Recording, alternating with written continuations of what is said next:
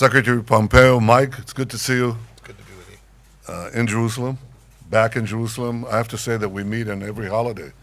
We met in Hanukkah, now we meet in Purim. And these are all celebrations of our history, and part of it is the tremendous alliance between Israel and the United States. And I know you've been an extraordinary champion of the U.S.-Israel alliance. And I want to thank you and President Trump for everything that you've been doing to support this partnership, which I think is exceptional. First of all, I think it's supported by the broad swathe of the American people. We appreciate that, the fact that we have a broad base of support in the United States, but we also know that our alliance in recent years has never been stronger.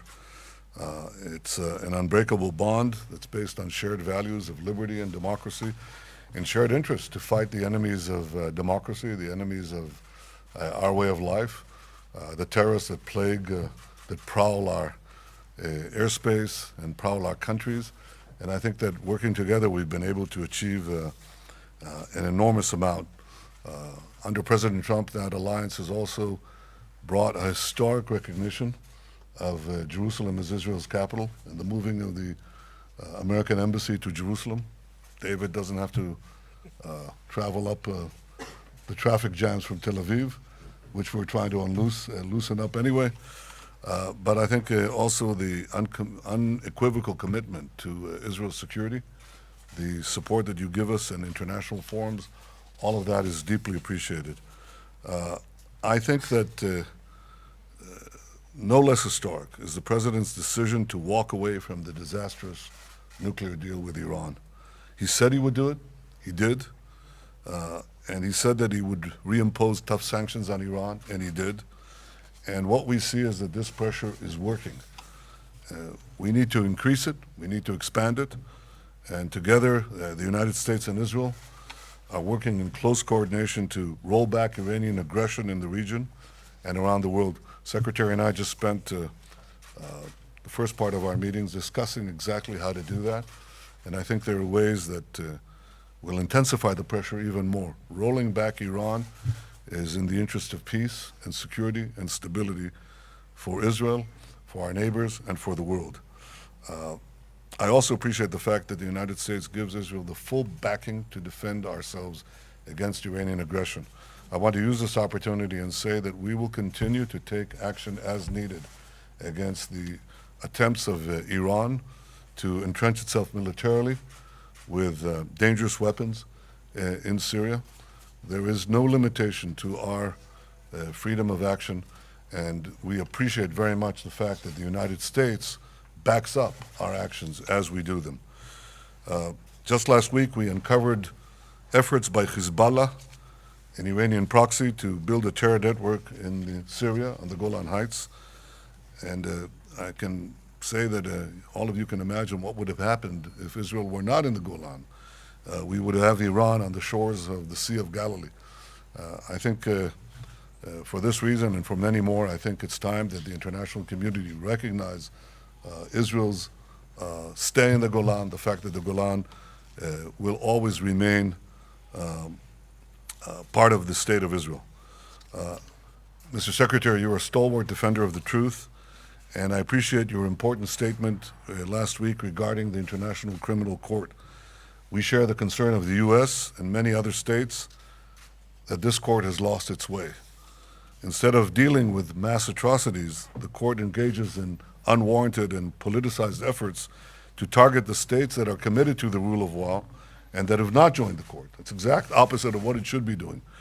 And therefore, the fact that you spoke out against this, I think, is of stellar importance. I thank the United States for taking the moral and necessary steps to protect the citizens of both our countries against this outrageous distortion of international law. Israel has no greater friend than the United States, and the United States has no greater friend than Israel. I look forward to our discussions, and I look forward to my visit next week to Washington, where I will meet with President Trump, and I believe that we can carry this relationship even stronger. It's getting stronger and stronger and stronger. and may we continue to do so. Thank you. Thank you. Thank you, Prime Minister. Thank you, Mr. Prime Minister. You know that Israel has no greater friend than the United States of America. The Israeli people can have confidence that President Trump will maintain this close bond. I know that you and the President have an outstanding working relationship. He sent me here to build upon that and to represent him here. Israel has a special place in my heart as well. My very first trip as Secretary of State included a visit here. I'm proud to be here again, not only as America's top diplomat, but also as a man of faith that is always newly inspired when I get the chance to travel to Israel. Now to the business at hand. In just a few minutes, the Prime Minister and I will participate in a meeting with Greece and Cyprus to promote energy security and diversification to Eastern Med. I will also discuss our efforts to counter Iran, Russia, and China. We had a chance to talk about those a few minutes ago as well. This meeting is part of our effort to continue to build out the regional alliances. Last month, representatives of more than 60 countries met in Warsaw and had an historic conference, which the Prime Minister attended. Arab and Israeli leaders discussed ways to end the war in Yemen, to manage refugee crisis, to confront radical Islamic terrorism, and to stop Iran's regional rampage. We're working to build the Middle East Strategic Alliance and to enhance cooperation on economic, energy, and security matters. It's fundamentally our view that this region needs a candid dialogue and open exchanges of ideas, especially as we seek to make progress towards a comprehensive and lasting peace between Israel and the Palestinians. Mr. Kushner and Mr. Greenblatt recently met with regional leaders to find ways to provide economic opportunity for those regions. I know today that at sundown, right about now, the Jewish people will begin the celebration of Purim, a commemoration of when Queen Esther saved the Jewish people from destruction centuries ago. I wish the Prime Minister and all who are celebrating a happy Purim. Of course, I remember when he addressed the joint session of Congress right before Purim. I was there, sitting in the auditorium, almost exactly 4 years ago. On that day, you spoke about the grave threat that the Jewish people face, the threat from the Islamic Republic of Iran, which seeks the absolute destruction and annihilation of Israel. The Ayatollahs have spent 4 decades spewing hatred, supporting terrorist violence, and pursuing nuclear weapons for a war against a neighbor that wishes nothing more than to live in peace. The Ayatollah has declared that the annihilation and destruction of Israel is his primary goal. With such threats, a daily reality of Israeli life, we maintain our unparalleled commitment to Israel's security and firmly support your right to defend yourself. Under the 10-year MOU that we signed in 2016, we provide $3.8 billion annually for security assistance to Israel. And with Israel threatened by rockets and missiles from Gaza, Lebanon, Syria, and elsewhere, we are proud to deploy the THAAD anti-missile batteries here. The Trump administration, too, is dedicated to monitoring and combating anti-Semitism. Our special envoy, Elon Carr, was recently here to discuss how we could deepen our commitment to battle this odious prejudice and all other forms of intolerance.